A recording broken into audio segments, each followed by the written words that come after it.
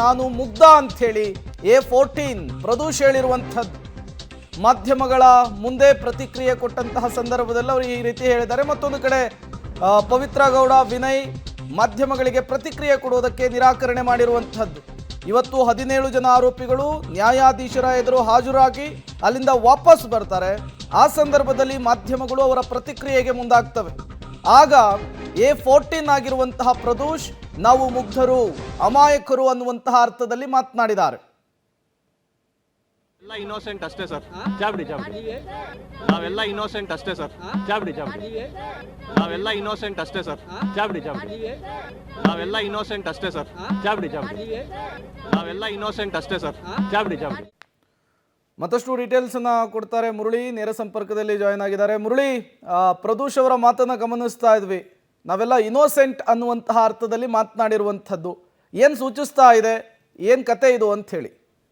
ಖಂಡಿತವಾಗಿಯೂ ಪ್ರೇಮ್, ಯಾಕೆಂದರೆ ಇಡೀ ಪ್ರಕರಣದಲ್ಲಿ ಪ್ರದೂಷ್ನ ಪಾತ್ರ ಸಾಕಷ್ಟು ದೊಡ್ಡ ಪ್ರಮಾಣದಲ್ಲೇ ಇರುವಂಥದ್ದು. ಯಾಕೆಂದರೆ ಆರೋಪಿಗಳು ಬಚಾವಾಗಲಿಕ್ಕೆ ಬೇರೆ 3 ಜನ ಆರೋಪಿಗಳಿಗೆ ಶವವನ್ನು ಸಾಗಿಸಲಿಕ್ಕೆ ಮತ್ತು ಹಣವನ್ನು ಸಂದಾಯವನ್ನು ಮಾಡೋ ವಿಚಾರಕ್ಕೆ ಸಂಬಂಧಪಟ್ಟಂತೆ ಪ್ರದೋಷ್ ಸಾಕಷ್ಟು ಸಹಾಯವನ್ನು ಮಾಡಿದರು. ಜೊತೆಗೆ ಅವರ ಮನೆಯಲ್ಲೂ ಕೂಡ ಒಂದಷ್ಟು ಹಣವನ್ನು ಸೀಸ್ ಮಾಡುವಂಥ ಪ್ರಕ್ರಿಯೆಗಳನ್ನು ಕೂಡ ಮಾಡಿದರು ಅನ್ನೋದ್ರ ಬಗ್ಗೆ ತನಿಖಾಧಿಕಾರಿಗಳು ತಮ್ಮ ದೋಷಾರೋಪ ಪಟ್ಟಿಯಲ್ಲಿ ಉಲ್ಲೇಖವನ್ನು ಮಾಡಿರುವಂಥದ್ದು.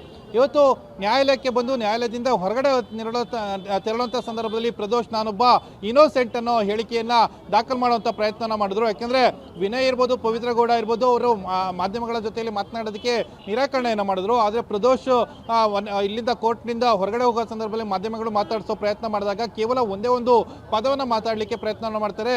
ನಾನು ಈ ಪ್ರಕರಣದಲ್ಲಿ ಇನ್ನೋಸೆಂಟ್, ನಾನು ಈ ಪ್ರಕರಣದಲ್ಲಿ ಇಲ್ಲ ಅನ್ನೋದನ್ನ ಪದೇ ಪದೇ ಹೇಳುವಂಥ ಪ್ರಯತ್ನ ಮಾಡುವಂಥದ್ದು. ಅಂದರೆ ಅವರು ಪರಪ್ನಗರ ಜೈಲಿನಿಂದ ಹೊರಗಡೆ ಬರೋ ಸಂದರ್ಭದಲ್ಲೂ ಕೂಡ ಇದೇ ರೀತಿಯ ಹೇಳಿಕೆಯನ್ನು ಕೊಟ್ಟಿದ್ರು. ಈಗಲೂ ಕೂಡ ಇದೇ ರೀತಿಯನ್ನು ಹೇಳಿಕೆಯನ್ನು ಕೊಡ್ತಾ ಇದ್ದಾರೆ. ಯಾಕೆಂದರೆ ಯಾವೊಬ್ಬ ಆರೋಪಿ ಕೂಡ ತನ್ನ ಆರೋಪಕ್ಕೆ ಸಂಬಂಧಪಟ್ಟಂತೆ ಸ್ಪಷ್ಟನೆಯನ್ನು ಕೊಡೋದಿಲ್ಲ.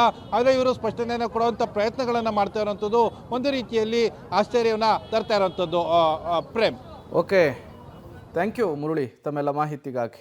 ಇವತ್ತು 17 ಜನ ಆರೋಪಿಗಳು ನ್ಯಾಯಾಲಯದ ಎದುರಿಗೆ, ನ್ಯಾಯಾಧೀಶರ ಎದುರಿಗೆ ಹಾಜರಾದಂತಹ ಸಂದರ್ಭದಲ್ಲಿ ಒಂದಿಷ್ಟು ಬೆಳವಣಿಗೆಗಳಾಗಿರುವಂಥದ್ದು. ಒಂದು ಕಡೆ ದರ್ಶನ್, ಪವಿತ್ರ ಗೌಡ ಮುಖಾಮುಖಿ ಆಗ್ತಾರೆ. ದರ್ಶನ್ ಮುಖ ನೋಡ್ತಾ ಇದ್ದ ಹಾಗೆ ಕಣ್ಣೀರನ್ನು ಹಾಕ್ತಾರೆ ಪವಿತ್ರ ಗೌಡ.